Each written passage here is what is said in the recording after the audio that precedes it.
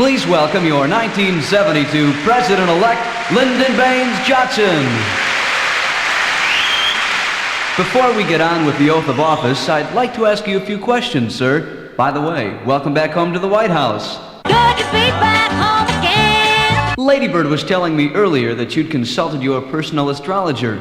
What did she have to say about your chances of winning the 72 presidency? What is to be will be.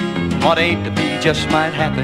Did she have anything else to say? You're my shoulder to lean on. Oh, that's funny. Lady Bird didn't tell me that. I'm smarter than average man. Mr. Johnson, could you briefly sum up our foreign affairs status? It's a sad situation.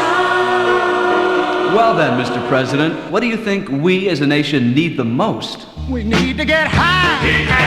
How high? Higher, higher.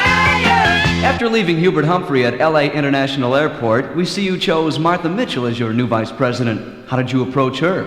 I've got to have you. I see she isn't here today. What do you suppose she's doing? Sitting at home, watching the phone.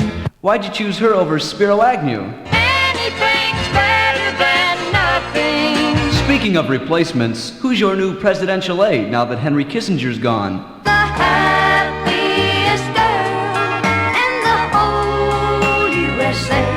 That's a bit vague, though. Could you give us a description of her? Big as life and twice as hairy. You know, I'll bet Lady Bird is glad to be back in the comfort of the White House after spending 4 years on your small back 40 in Texas. She got used to dusty highways, ragged clothes, and living poor.